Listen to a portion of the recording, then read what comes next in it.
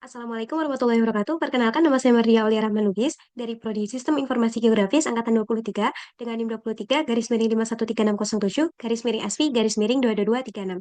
Di sini saya akan menjelaskan sedikit materi terkait Reknetif Curut 1. Praktikum ini didasarkan pada pemanfaatan teknologi geolokasi dan penyimpanan data secara real-time. Menurut Wahyudi dan kawan-kawan, Library Expo-Location digunakan untuk mengakses sensor lokasi pada perangkat sehingga aplikasi dapat memperoleh data koordinat berupa latitude dan juga longitude, serta tingkat akurasi posisi.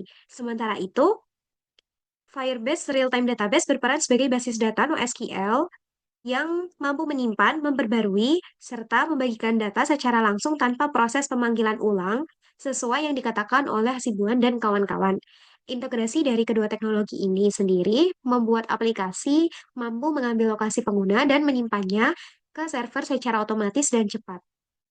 Pada proses praktikum, langkah awal dimulai dengan pembuatan file form input location.sx sebagai halaman form input lokasi dan selanjutnya struktur form disusun menggunakan komponen dari React Native untuk menampung data dari nama objek, kemudian ada koordinat serta akurasi. Selanjutnya, library expo location dipasang dan fungsi dari get koordinatnya ditambahkan untuk mengambil lokasi otomatis dari perangkat. Nah, di sini ditambahkan untuk get koordinatnya, di mana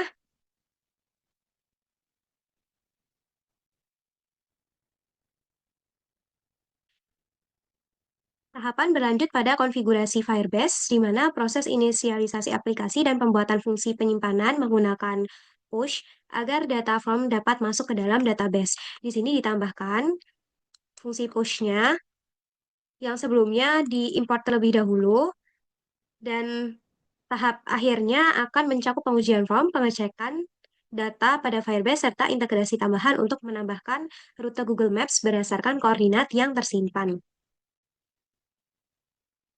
Pada proses penulisan skripnya, file form input location.sx disiapkan untuk menyediakan 3 kolom input berupa set track, yaitu kolom nama lokasi, koordinat, dan akurasi seperti sebelumnya, atau tampilannya dapat dilihat seperti ini, nama, koordinat, dan juga akurasi. Kemudian fungsi dari get koordinatnya dibuat menggunakan untuk meminta izin dari akses lokasi dan mengambil posisi terbaru menggunakan location get current position async ini dan menambahkan tadi fungsi untuk get koordinatnya. Hasil dari latitude dan longitude diformat menjadi string dan nantinya akan langsung eh, ditampilkan di kolom form ketika tombol get current location-nya diklik atau ditekan. Di sisi lain, fungsi penyimpanan ke Firebase juga dibuat melalui import initialize app-nya dan juga tambahan untuk get database pada Firebase database-nya sendiri. Dan setelah konfigurasi Firebase diisi, aplikasi akan diinisialisasi dan database akan terhubung. Fungsi dari push pada tombol save yang digunakan sebelumnya itu, pada fungsi ini berfungsi atau bertujuan untuk menambahkan objek baru ke path point yang berisi nama, koordinat, dan juga akurasi. Dan jika proses berhasil, maka form dikosongkan kembali dan notifikasi keberhasilan akan muncul. Di mana eh, di sini juga menambahkan untuk cons Firebase config-nya berupa API key-nya dan juga ada database URL-nya pada saat pembuatan Firebase real-time database-nya. Dan di sini juga ditambahkan pembuatan file lokasi.sx serta menambahkan icon untuk location dan juga untuk form input-nya. Kendala sempat terjadi ketika fungsi push tidak dapat menyimpan data ke real-time database dan konsol menampilkan pesan permission denied, di mana penyebabnya itu karena aturan keamanan database yang masih menggunakan pengaturan default berupa read false dan juga write false, itu sehingga aplikasi tidak memiliki hak akses untuk menulis data apapun. Di mana solusi yang saya lakukan adalah mengubah pengaturan tersebut atau pada Firebase Real-time database ini diatur untuk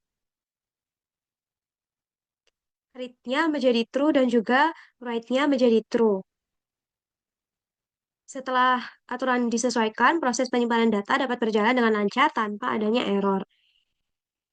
Kemudian hasil praktikum ini menunjukkan bahwa seluruh fungsi berjalan sesuai dengan tujuan, dan tombol Get Current Location ini berhasil menampilkan koordinat dan akurasi secara otomatis sebagaimana pada tampilan layar, dan data akan disimpan menggunakan tombol Save juga tampil pada real-time database dan bisa dibaca kembali melalui halaman daftar lokasi. Pada bagian ini, di mana datanya tersimpan, data titiknya akan tersimpan di real-time database ini,